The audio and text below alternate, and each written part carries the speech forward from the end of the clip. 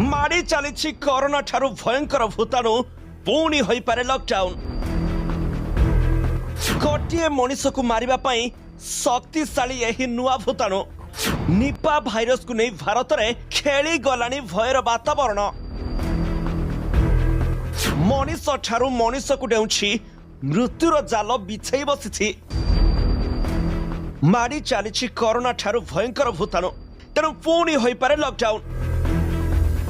लगुच कली जुगरे भाइरस माने मनीष को कलबल कर मारिबा सते जेमिति शपथ नहीं। तेणु पुणी एक भाइरस एवं मनीष को मारिबा मृत्युर जाल बिछे अपेक्षा करिछि। एबे भारत में द्रुत गति में व्यापुछि निपा भाइरस। पश्चिम बंगरू नमूना पठाजिबा परे पुणेर National Institute of Virology Nipah virus को चिन्हट करिछि। एही भाइरस अति मारात्मक एवं लक्षण देखादेले जने व्यक्ति को कोविड परी क्वारंटाइन करा जिबा उचित। निपा भाइरस एक गंभीर संक्रमण जहाँ पशु ठारू मनीष को व्यापी थाए आ परे मनीष ठारू आउ गोटे मनीष को संक्रमित करे।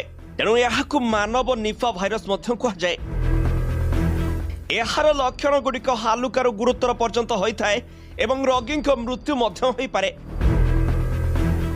तेणु एही भाइरस रु सुरक्षित रहिबा एवं यार लक्षण गुड़िक शीघ्र चिन्हिबा परे निजको क्वारंटाइन करने गुरुत्वपूर्ण।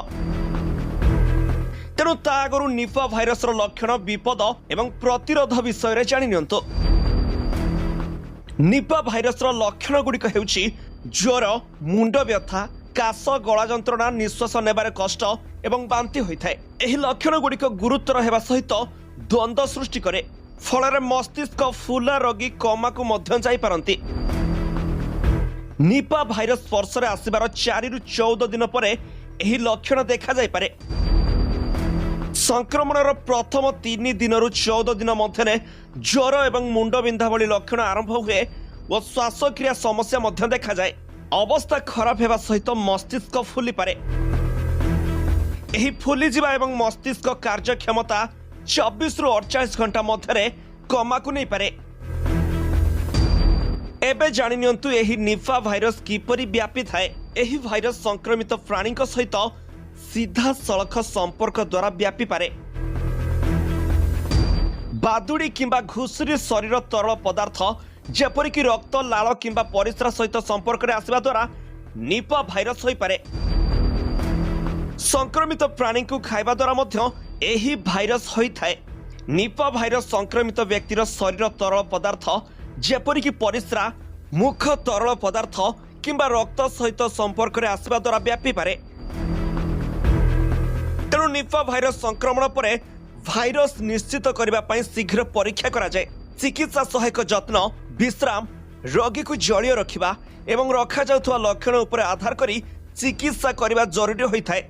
एही रोगरू रक्षा पाइबा नियमित भाव में हाथ धोइबा एवं केवल पानी बदल में साबुन रे हाथ धोइबा आवश्यक।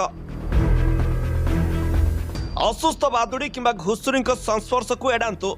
एही प्राणी माने थिबा स्थान गुड़िक परिदर्शन करिबारु दूरे रुहंतु।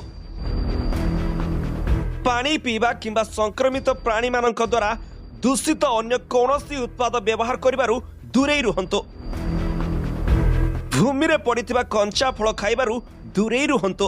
अन्य लोकंक शरीरर तरल पदार्थ सहित संस्पर्श को एडांतु। तेणु एही सबु नियम अनुसार चलंतु और निजकु सुस्थ रखंतु। Bureau report G7 Odia.